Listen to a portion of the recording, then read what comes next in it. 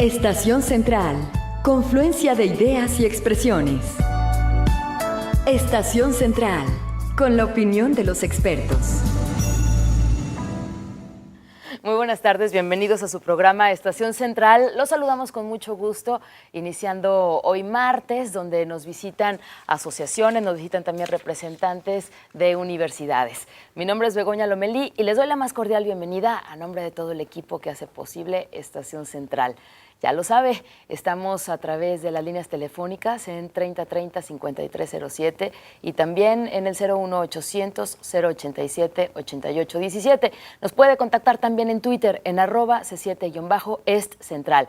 Así que de esta forma damos la bienvenida a todas las personas que nos sintonizan a través de C7 Radio o a través de C7 Televisión. Y por supuesto, si usted lo hace también vía internet o si todavía no sabe que nos puede sintonizar vía internet, bueno, pues el contacto, la dirección es www.c7jalisco.com. Ahí estamos completamente en vivo para que usted no se pierda detalle de todo lo que tenemos para hoy en Estación Central. Yo le comentaba que hoy tenemos la visita de representantes de asociaciones civiles y también de universidades, y el tema para esta semana es un análisis acerca del primer informe o mensaje de actividades del presidente Enrique Peña Nieto, el cual tuvo lugar ayer lunes. Y por eso saludo con mucho gusto, doy la bienvenida esta tarde a Alina Bracamontes, directora del Núcleo de Pensamiento de Axios. Alina, bienvenida. Muchísimas gracias, Begoña, un gusto estar aquí con ustedes. Igualmente, muchas gracias por estar aquí. También saludamos con mucho gusto al doctor Guillermo Velasco, profesor de Comunicación Política en la Escuela de Comunicación de la Universidad Panamericana y presidente del capítulo ACOP México de la Asociación Internacional de Comunicación Política. Maestro, ¿qué tal? Muy buenas tardes, Begoña, un placer estar aquí. Un saludo a todos. Muchas gracias. Gracias. También saludamos con mucho gusto al doctor Jaime Tamayo Rodríguez, profesor del Departamento de Estudios sobre Movimientos Sociales del CUSH. Bienvenido. Gracias. Muchas gracias, Begoña, y un saludo a tu teleauditorio. Con mucho gusto. Saludamos también al maestro Joaquín Osorio Goicoechea, coordinador de la licenciatura en Ciencias Políticas y Gestión Pública del ITESO. Bienvenido, maestro. Buenas tardes. Buenas tardes. Y no por ser menos importante, sino porque así estamos acomodados, es el psicólogo José de Jesús Gutiérrez, presidente de Red Ciudadana AC. ¿Qué tal, Pepe? Muy buenas tardes, Begoña, y muy buenas tardes a todos los radios, a los televidentes. Bienvenido. Gracias por la invitación. Con mucho gusto. Es un gusto tenerlos hoy aquí para continuar con esta mesa de análisis que pasó en el mensaje. Se dice fue un informe, fue un mensaje, bueno. La cosa es que se entregó el domingo, ¿no? Pero ayer, bueno, pues a través de los medios de comunicación tuvimos oportunidad de verlo o de escucharlo, el informe del presidente Enrique Peña Nieto. Que, bueno, pues ayer les tengo que platicar, ayer tuvimos representantes de partidos políticos y, pues bueno, cada quien tiene su punto de vista acerca de, desde el punto de que hubo confusión o se cambió muchas veces la sede, desde donde iba a emitir este mensaje, ¿no? Hasta también, bueno, pues cómo se le vio al presidente, que se le vio, hay quien decía, bueno, pues se vio un presidente seguro de lo que estaba diciendo, de los pasos que iba dando, de los informes, de cómo se estructuró este mensaje, este informe, con las 5 líneas, ¿no? Que bueno, rápidamente las recuerdo para las personas que nos estén sintonizando: alcanzar un México en paz, lograr un México incluyente. Se trató también un tema muy importante, sobre todo para los que estamos aquí, bueno, creo que para todo México, pero el tema de la educación, ¿no? El tema de educación de calidad, que incluso, ¿no?, mencionó que la noche anterior se habían aprobado ya una reforma. Se habló también de impulsar un México próspero, donde se tomaba en cuenta las reformas en materia energética, en materia hacendaria, y también acerca de consolidar un México con responsabilidad global. Entonces, pues estos fueron como los 5 puntos en los cuales se centró este informe, diferentes puntos de vista, por supuesto, y que bueno, pues nos gustaría que hoy ustedes compartieran con nosotros aquí en Estación Central. Podemos iniciar, si están de acuerdo, con Alina Bracamontes, la única dama de invitada en esta mesa. Así que, por favor, Alina, tu punto de vista en cuanto a tu análisis, tu primer análisis en este informe del presidente Peña Nieto. Claro, muchas gracias. Y bueno, hablando de los los ejes más importantes, uno de los que manifiesta el presidente, pues fue el tema de precisamente la equidad de género, en donde plantea la igualdad de oportunidades entre hombre y mujer, que que definitivamente es como una de las banderas más fuertes que pienso y que a través de la lectura que hago, que se hace como organización de este informe, es que, bueno, va a empujar mucho en ese sentido, pues esa apertura de políticas públicas alrededor del tema de la igualdad de oportunidades, ¿no? Cosa que se me hace importante reconocer. Por otro lado, el tema trascendental en cuanto a nuestra perspectiva como Axios, que es el trabajo con jóvenes, adolescentes y todas las problemáticas que estamos viendo brotar de ellos, que es que tienen su raíz muy especialmente en el tema de la educación, ¿no? La educación de calidad que tanto anhelamos en México y que creemos que es el punto coyuntural para detonar un México próspero, un México seguro, un México de desarrollo económico y político a nivel de México como país, pero también para proyectarlo a nivel internacional.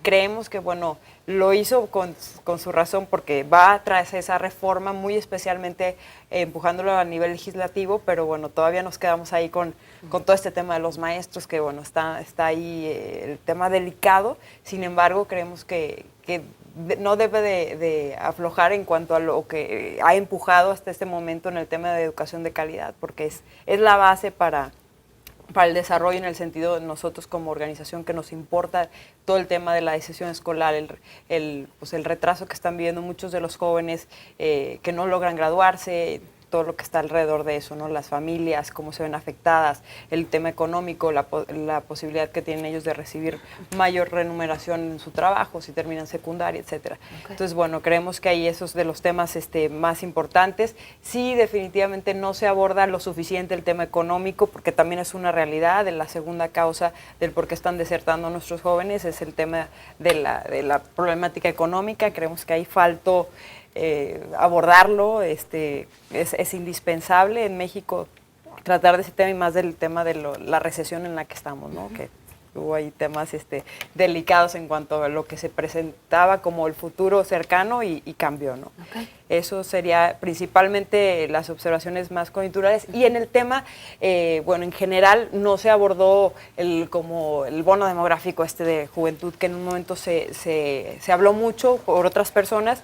Creímos que se pudo haber trabajado más hacia ese sentido, como el capital humano que debe invertir México hoy para entonces tener un presente cercano y futuro mucho mejor. El apostarle al capital humano sí lo menciona, pero no como la juventud, vaya, que es lo que está más boyante ahora en México. Ok, muchas gracias, Alina.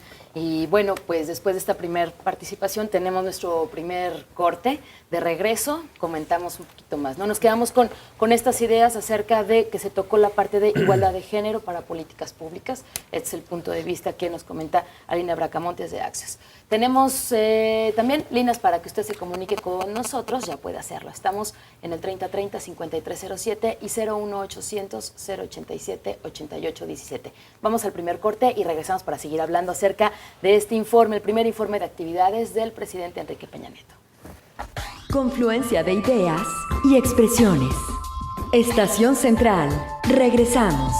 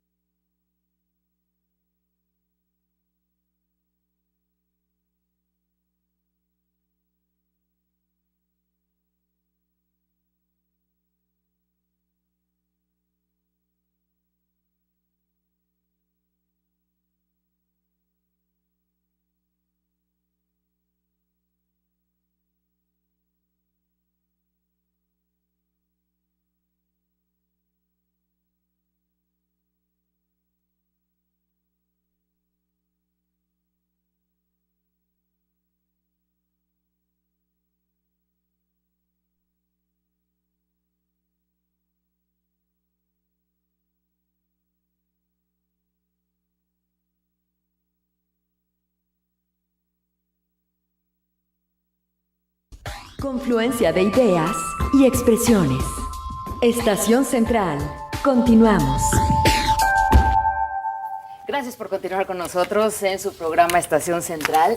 Pues estamos hablando acerca de estos análisis. Bueno, toda la semana vamos a estar analizando el informe del presidente Enrique Peña Nieto que tuvo lugar ayer. Digo, las primeras planas de los periódicos, sobre todo de hoy, ¿no? Fueron análisis, encuestas, sondeos, percepciones. Y aquí en Estación Central le dedicamos la semana para contemplar diferentes puntos de vista. Así que está invitado también usted a participar con nosotros. 3030-5307 y 01800-087-8817. Vamos a escuchar qué nos comparte el doctor Guillermo Velasco, maestro de la Universidad Panamericana. ¿Cuál es su lectura acerca de este informe, doctor? Con mucho gusto. Yo creo que hay que diferenciar lo que es el acto del mensaje, que no del informe del presidente Peña Nieto, que es una suerte de montaje mediático, propagandístico y también político. Pero efectivamente, Peña Nieto, el presidente, es el terreno que mejor conoce, él y sus asesores. Ahora es en Pinos, pero efectivamente es un acto desde la televisión y por lo tanto es un acto profundamente mediático y propagandístico. Y ahora lo podremos comentar con más detalle. Y por otro lado hay que analizar el momento político que vive el país, que es una circunstancia, no digo separada, pero hay que, me parece, que hacer una disección distinta de estas cuestiones. El momento político es complejo, hay una agitación en la calle llamativa, es una agitación que me parece que trasciende el tema educativo, porque la gente hoy está dividida. Tener como rehén a la Ciudad de México, lo cual no deja de ser muy lamentable, sobre todo por el abandono de los niños, me parece que ese es el drama que tendríamos que hacer conciencia, pero efectivamente los intereses que se mueven en esta agitación superan con mucho a la gente. Es la gente, ya se vio la vinculación de Yo Soy 132, está ahí el reclamo de los que dicen no a la reforma energética, las policías comunitarias a las cuales también se refiere el presidente, en una especie de cóctel muy importante para buscar descarrilar un proyecto político. Ahora bien, en el timing los asesores de Peña no se equivocaron. ¿A qué voy con esto? La víspera se entrega el informe de gobierno, se entrega en la Cámara de Diputados, se aprueba, y ahora está en el Senado la discusión, esta ley secundaria para la evaluación docente, y efectivamente Peña Nieto comienza su discurso aplaudiendo lo que sucede la víspera en la Cámara de Diputados, es decir, va junto con pegado el momento político con una línea discursiva del propio presidente Peña Nieto. Hay que decir que también en 9 meses es poco lo que se puede informar. Y en realidad, comentaba hace un momento Alina, se habló poco de economía. Yo creo que no se habló nada de economía. El gran ausente o la gran ausente en el informe de gobierno es la economía, porque efectivamente el presidente Peña Nieto no tiene nada relevante que decir. En todo caso, y buscando un poco las luces y sombras de lo que dice, es cierto que hay reformas que se han echado a andar. Ahí está planteada la reforma energética, habrá que ver qué pasa con la reforma financiera. Viene la reforma fiscal, que me parece que es la madre de todas las reformas, porque sin esta no van a tener entereza el resto de las reformas. Claro. Entonces hay que considerar a los adversarios de Peña la gran ausencia de Peña Nieto, o la gran ausencia que es la economía. Me parece que es un evento que en realidad como discurso es notable, yo ahí no tengo duda. O sea, es un discurso bien trabado, bien armado, pero que efectivamente está diseñado desde la lógica de la propaganda.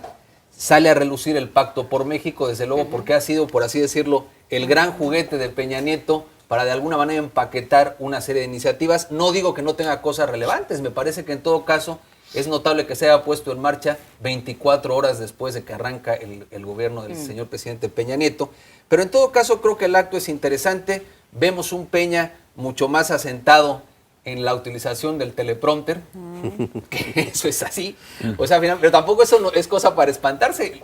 Obama es un presidente teleprompteado, por así decirlo, como lo es el presidente Peña Nieto. Y con todo y todo tuvo sus trastabillos ahí en el tema. Pero bueno, se refirió al pacto. Me parece que el mensaje más notable de Peña Nieto es obviamente el eje de la transformación. Porque él dice, nos podríamos haber quedado en la inercia o vamos para adelante. Y en ese sentido ubica a sus adversarios en el terreno de decir, es explicable la resistencia porque es proporcional a la envergadura de la transformación que estamos viviendo. Me parece que lingüísticamente construyó un gran discurso. Ahora bien, eso nada tiene que ver con los resultados, con lo que va a pasar. Eso lo tendremos que ver, porque hoy no se ve nada en economía.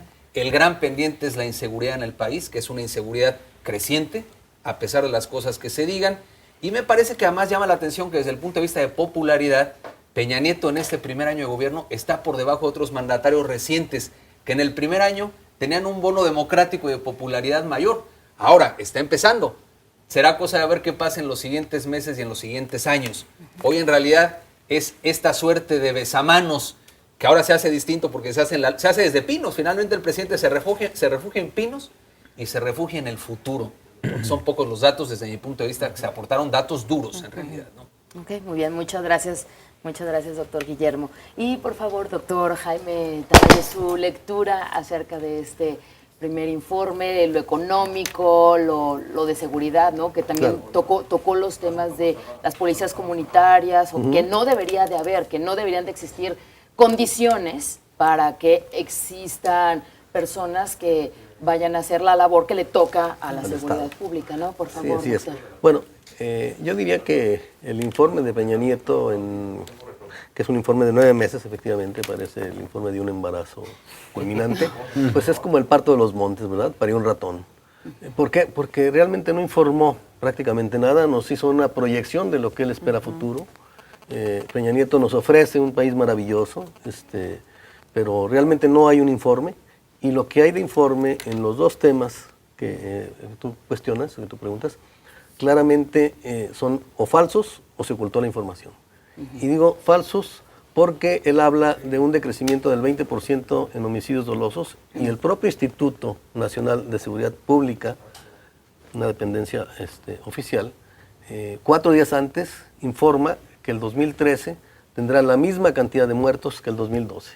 Que llevamos de enero a julio, o sea, la mitad del año, 10.700 muertos, calculando que el año pasado fueron 21.000 y fracción, entonces se calcula que este año sean exactamente los mismos. Entonces el 20% menos no existe, ¿sí?, en materia de seguridad. El reporte de Amnistía Internacional y de organismos ONGs que tienen que ver con el asunto de los desaparecidos es muy grave, porque no solo se trata ya de los desaparecidos durante el gobierno calderonista que tenían que ver con la guerra contra el crimen organizado, sino de por lo menos 13 líderes sociales y defensores de derechos humanos.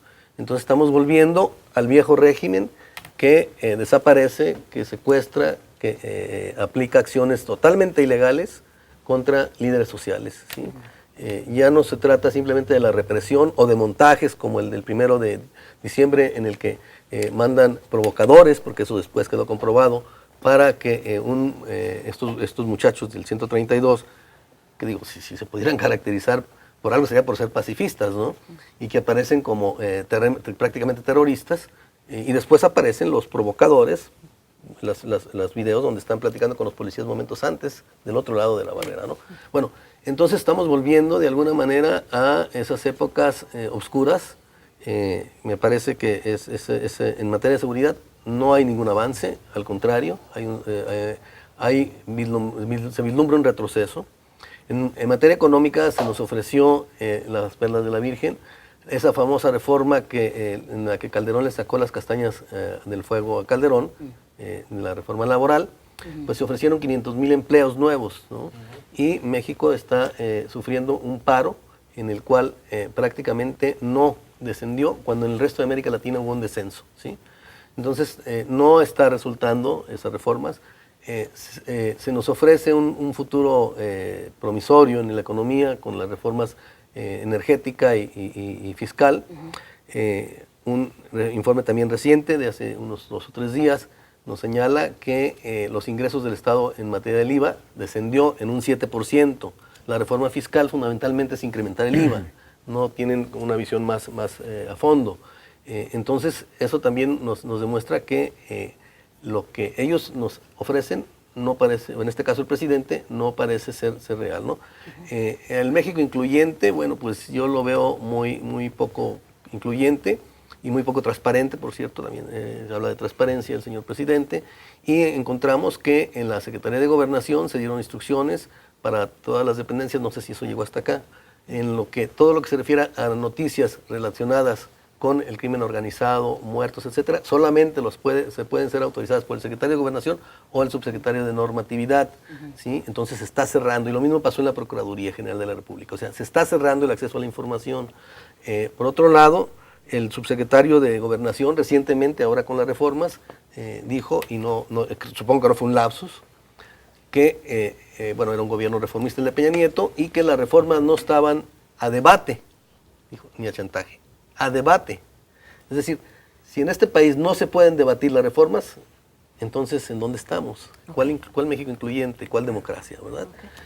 Y chantaje, pues el que están viviendo en todo caso los partidos del pacto, que están, pues no sabemos sometidos a qué tipo de chantaje que los lleva a votar las propuestas de Peña Nieto. Muchas gracias. Gracias, doctor Jaime Tamayo. Tenemos que ir a un corte, pero no se me desesperen, por favor, maestro Joaquín Osorio y José de Jesús. Vamos a un corte. Estamos hablando acerca de este primer informe de actividades de Enrique Peña Nieto. Tenemos esta tarde de visita a Lina Bracamontes de la Asociación Axios. Está también con nosotros el doctor Guillermo Velasco de la Universidad Panamericana. Nos visita también el doctor Jaime Tamayo Rodríguez de la Universidad de Guadalajara, así como el maestro Joaquín Osorio Goicoechea del ITESO y el psicólogo José de Jesús Gutiérrez de Red Ciudadana Asociación Civil. Vamos a un corte, 3030-5307 y 01800-087-8817. Confluencia de ideas y expresiones. Estación Central. Regresamos.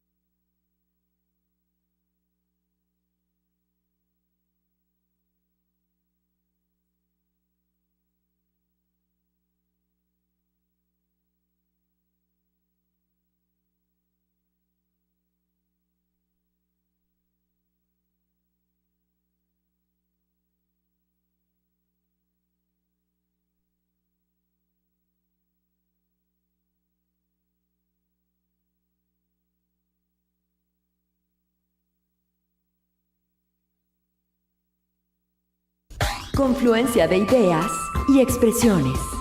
Estación Central. Continuamos. Gracias por continuar con nosotros. Estamos hablando del primer informe de actividades de Enrique Peña Nieto y pues antes de ir al corte nos quedamos un poquito atoradones para que el maestro Joaquín Osorio Goicoechea del ITESO nos diera su primer punto de vista acerca de este informe, maestro. Bien, pues me voy a referir un ratito a la forma y después a un aspecto nada más, porque es imposible tratar todos. Ya se ha dicho algo a propósito de la forma. Creo que pues es un informe muy adecuado en términos de hacerlo en Los Pinos, con todo este análisis de si se acercan al lugar donde está el conflicto, ¿verdad?, en la calle. Y yo creo que pues precaución, miedo de no hacerlo más grande, ¿verdad?, y no acabar con golpes y además repartir culpas, porque ¿a quién le toca asumir la culpa? ¿Al gobierno del Distrito Federal o al gobierno federal? Ahí cualquier gesto represivo contra los maestros de la coordinadora pues hubiera sido terrible. Y creo que eso tiene que ver también con un asunto que tiene que ver con la reforma más avanzada, la de educación. Ya a mí me queda muy claro que en su momento los representantes del pueblo dijeron que iban a dialogar, iban a interactuar y a consultar a los maestros. Yo creo que es una reforma incómoda, siempre va a ser incómoda porque implica ciertas restricciones y también a los derechos que los sindicatos, bien o mal, más allá del juicio, ¿verdad?, han logrado, pues retraer esos derechos siempre es costoso, aún para los maestros que fueran más dóciles. Con mayor razón cuando los maestros también pugnan por sus derechos. Entonces ese es todo un lío, ¿no?, el asunto de la reforma educativa. Y yo ahí dejaría una pregunta, o sea, ¿realmente estas reformas y sus leyes secundarias, que son las que pues ya acotarían muy bien de qué se trata, van a mejorar por sí mismas la calidad de la educación? Entonces yo creo que es bien visto este impulso reformista, en cierto sentido, y tomando un aspecto muy importante que es la educación, pero no basta, o sea, no, por sí solo no va a lograr la calidad de la educación. Y bueno, pues el sindicato ya se hizo algo con él, pero finalmente el sindicato se mantiene y los maestros de la coordinadora y los del sindicato no son necesariamente los mismos. Después de que las reformas no pasan del todo, entonces viene el planteamiento de los representantes populares, ¿verdad?, de diputados y senadores, de ahora sí vamos a dialogar con ellos, ya una vez que generaron un relajo y que también hay una reacción fuerte por parte del gremio organizado, pues entonces ahora sí vamos a dialogar. ¿Por qué no lo hicieron desde antes? O sea, en este sentido de inclusión.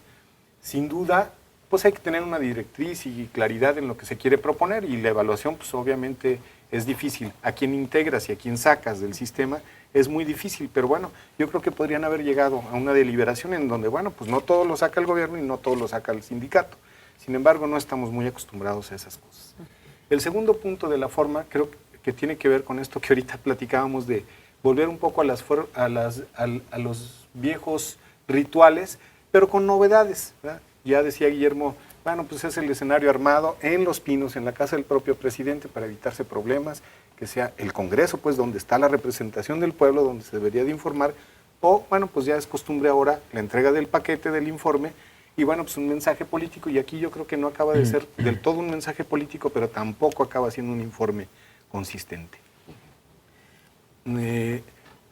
Hay aplausos reiterados, aunque eran imposible de soportar estos rituales de tantas horas, llegó un momento en que pues, el presidente de la mesa en el Congreso decía los aplausos son al final.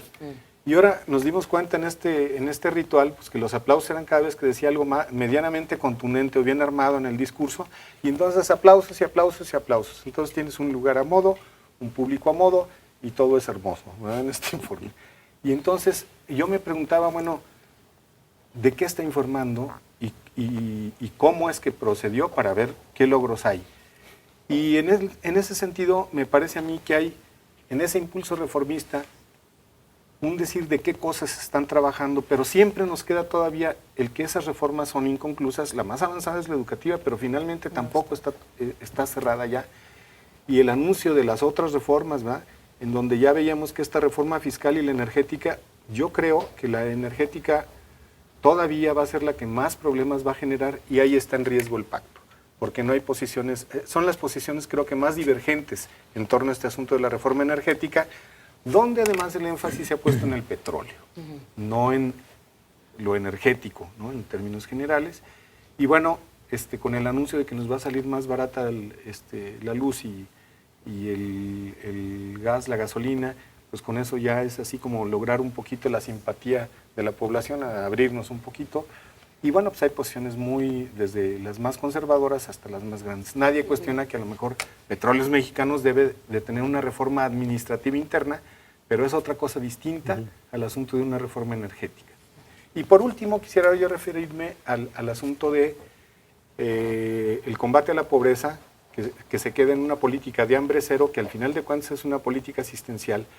Y a mí me parece que el equipo fuerte del presidente, Osorio Chong, y el procurador, más el presidente, cuando hicieron su diagnóstico sobre la delincuencia y la inseguridad en México, me parecía que era algo acertado, en donde se decía no nada más basta combatir el crimen, hay que ver pues, que hay asuntos estructurales que mientras a la gente no le generes fuentes de trabajo, no tenga un salario digno y la pobreza crezca, pues es presa fácil de los vínculos con el crimen organizado. Eso no lo estamos viendo, yo no lo estoy viendo.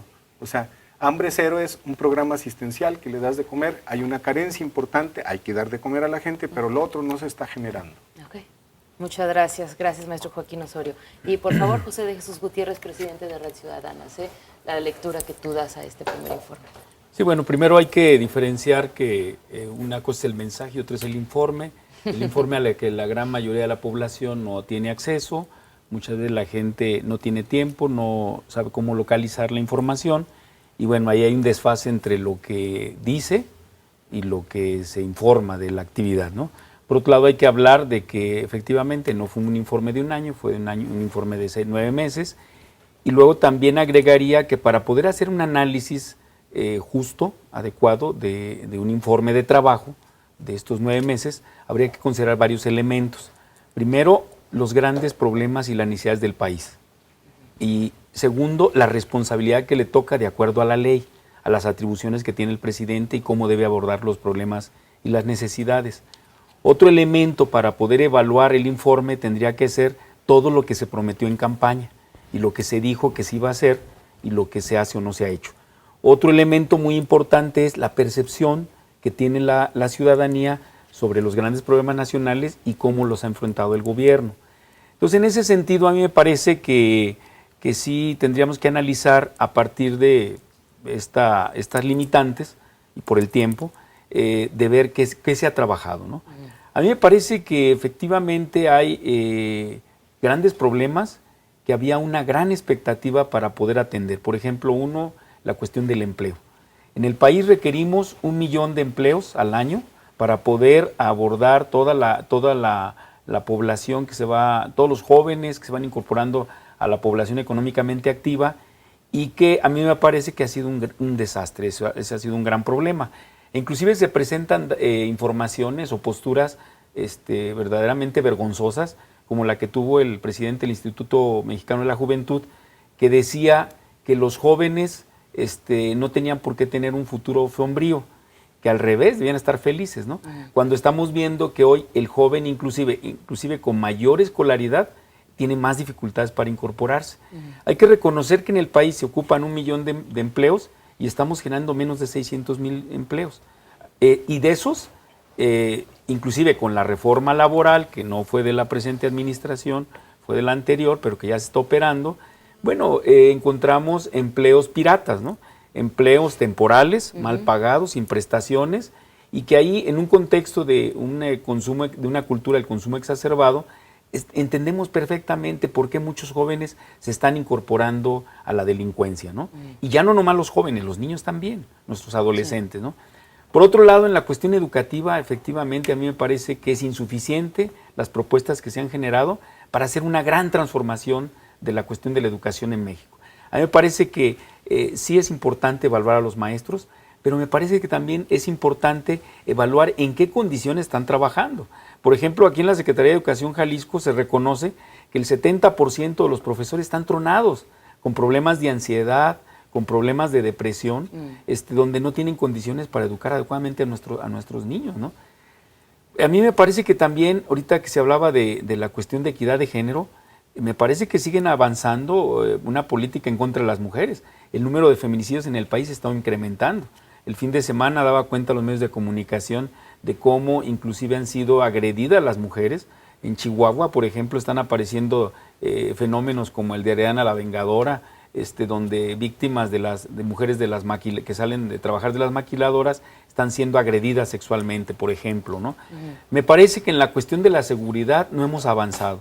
Ya se compartía la idea de que se había vendido una idea de que íbamos a resolver los problemas de la violencia y no ha sucedido.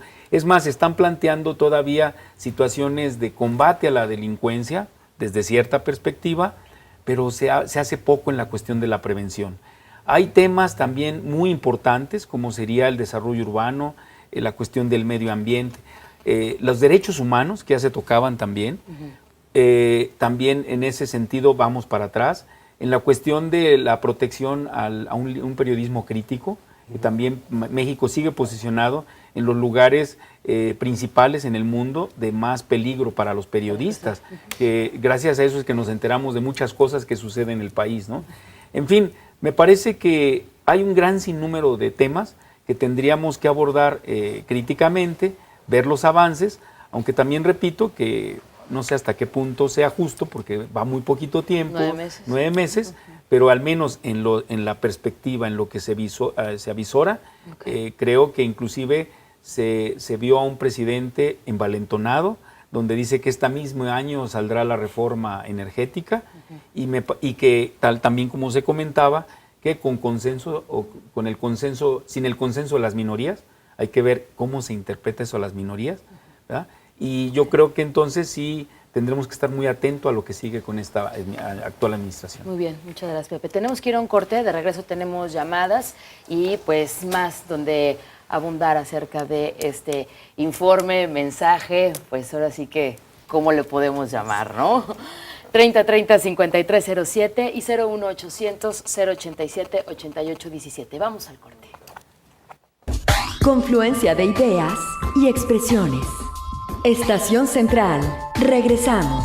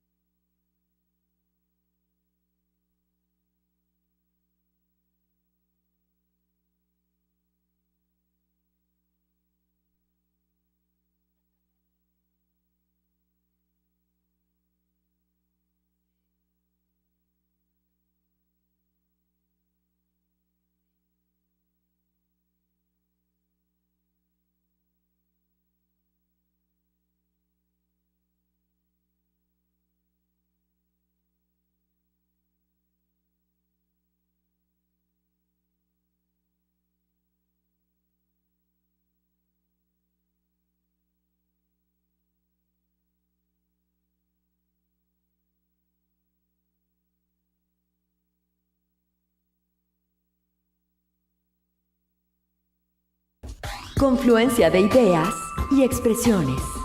Estación Central. Continuamos. Muy bien, ya estamos de regreso en su programa Estación Central hablando, ya me da miedo decirlo, informe o mensaje del presidente Peña Nieto.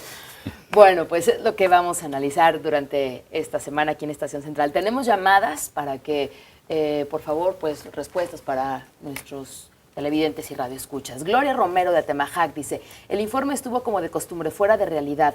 A México le faltan partidos políticos nuevos no alineados con la corrupción. ¿Algún comentario con esta llamada? Yo creo que nos sobran partidos, o sea, me parece que... Sobran. Me parece que en todo caso tiene que haber otra clase política. Ahora ya hablamos en su día, ¿te acuerdas de las candidaturas independientes? Pero yo creo que no nos hacen falta más la creación de nuevos partidos políticos, sino políticos de otra talla, incluso en los partidos en los que hay, o en las candidaturas ciudadanas, sería mi punto de vista. Yo creo que aquí hay que reconocerle la capacidad de los operadores de la administración, del PRI. Lograron eso del Pacto por México, que también, bueno, pues ahí están acotados, ahí alrededor todos empujando, pero que también creo que desfasados de lo que piensa el pueblo de México, ¿no? Y yo creo que una posibilidad serán las candidaturas ciudadanas, bien encausadas y bien discutidos cómo se va a reglamentar, porque también eso puede ser hasta peligroso también, ¿no? Todo un tema también por ahí. Sí, también, perdón, no olvidar el tema de la participación ciudadana, porque igual pues puede estar cualquier persona como partido político o representante de algún partido, pero si el ciudadano, nosotros no nos involucramos, no exigimos, no pedimos resultados, pues cualquiera que esté puede hacer su libre albedrío, decisión, etcétera. Entonces creo que es importante incentivarnos como ciudadanos a participar. Participación ciudadana. Ok. Bueno, también tenemos la llamada de Eleazar Pedrazo de Guadalajara. Él dice, tendrían que militarizar el país para poder controlar la violencia. Los diputados ganan millones al mes y sus hijos no pagan seguro médico. ¿De plano tendríamos que estar así? Yo creo que el error del gobierno anterior, entre otros muchos, pero el más importante es que intentó militarizar el país, ¿no? Esa fue una pésima experiencia que tuvo México en la época de Victoriano Huerta, que trató de militarizar el país, que estableció la disciplina militar incluso en las escuelas, pretendió hacerla en los sindicatos y en el conjunto del país, y bueno, fue una cuestión desastrosa. Y de alguna manera, cuando el presidente anterior se puso la cachucha y se nos presentó como comandante supremo de las Fuerzas Armadas, que sabemos que lo es, pero que no tiene por qué aparecer como militar, pues realmente nos mandó un mensaje que a la larga resultó muy dañino. Creo que esa no es la salida, es un problema mucho más complejo el que habría que atender.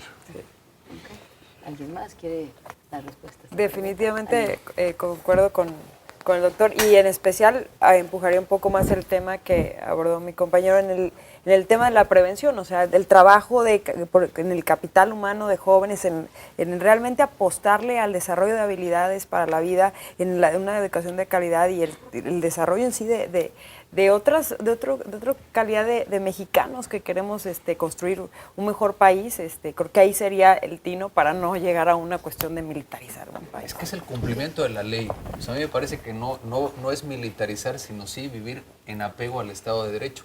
Hay un dato interesante. Cuando llega López Obrador a gobernar la Ciudad de México, esto es un dato también de contexto político que no hay que dejar de lado. En ese momento se incrementan las penas para todo disturbio público en las calles, porque querían tener a todo mundo muy quieto y amarrado. Curiosamente, ahora los diputados más cercanos a López Obrador en la Asamblea de Representantes del DF modifican el Código Penal para que el vandalismo sea verdaderamente, es decir, es más caro dejar el coche mal estacionado que romper vidrios y actos vandálicos en la calle. Claro, en el fondo lo que están prepararon fue el tener impunidad en estas movilizaciones. Eso es lo que no se puede tolerar.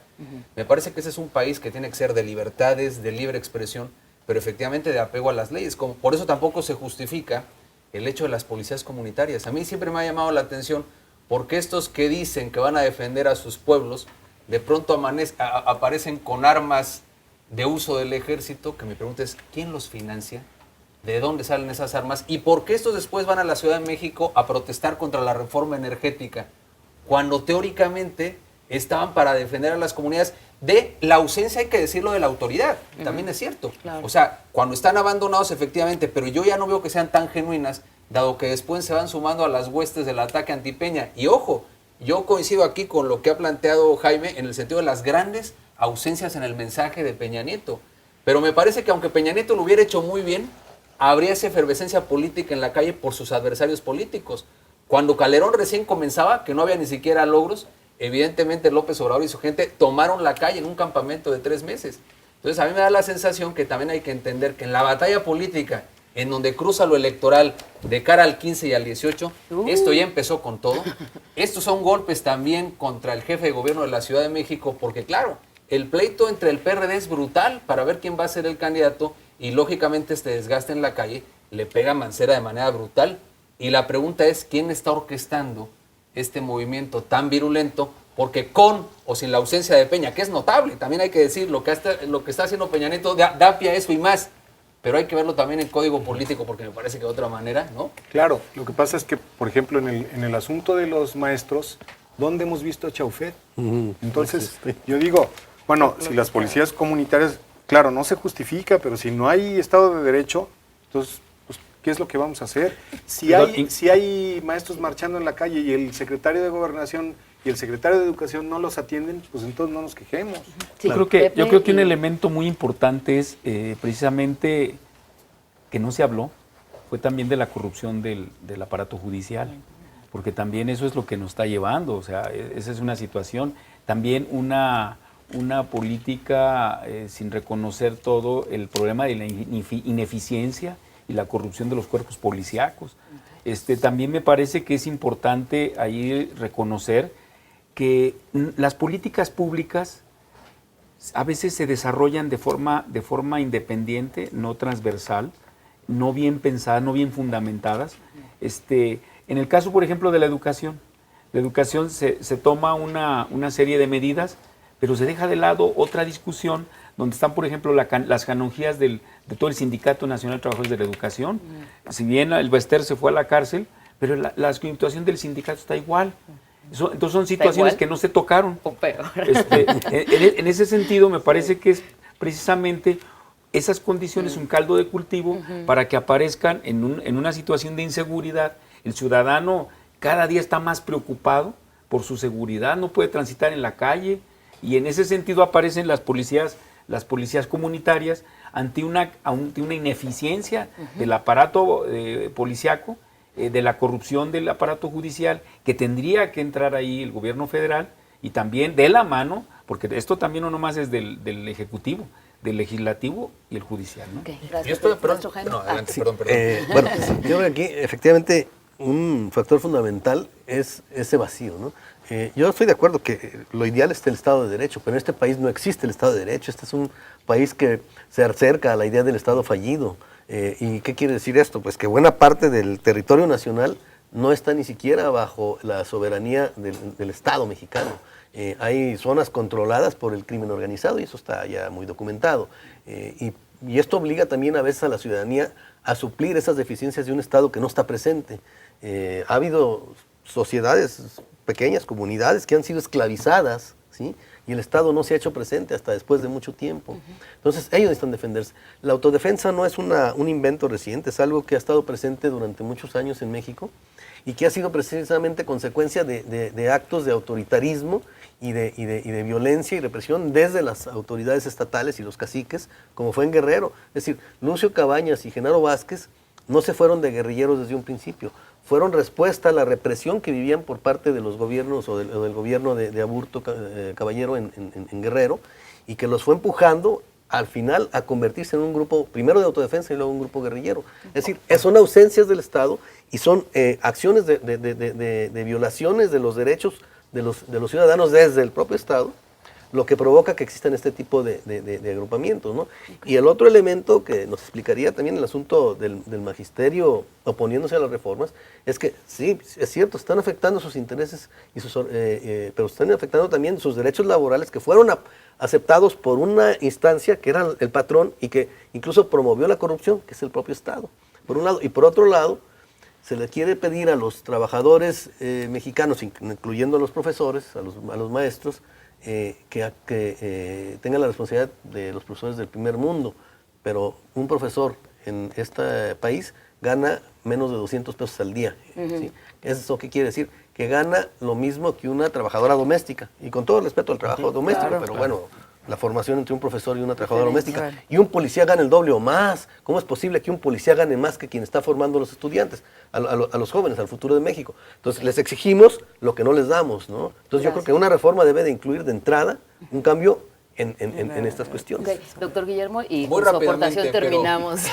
Lo que pasa es que creo que no podemos alimentar también esta espiral de violencia. Yo estoy de acuerdo que hay ausencia de la autoridad, no estoy diciendo que no la haya, y que los políticos tienen que hacer su trabajo. Pero efectivamente también me da la sensación que en ocasiones se manipula a estas comunidades pobres, como se ha manipulado a los indígenas, a los grupos más marginados por intereses políticos. Yo me quedo pensando, ¿a estos grupos quién los financia? Estos se vuelven profesionales de la agitación. De pronto yo veo a los grupos de la supuesta autodefensa bloqueando carreteras, secuestrando militares.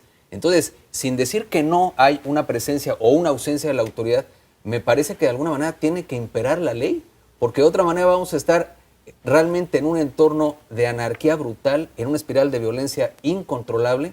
Tiene que existir el monopolio de la fuerza en la autoridad. Y ahí los cauces democráticos tendríamos que aportar en este país a eso. Yo no digo que estemos en una democracia perfecta, pero si nos vamos por esa vía violenta, me parece que este país se va a ir al barranco. Pero la ley Muchas para gracias. todos. Para ¿eh? todos, No, para no hay- todos. no hay unos impunes. Sin duda, sin Lo que duda. pasa es que Eso que tenemos ni que- un país con 80% de impunidad.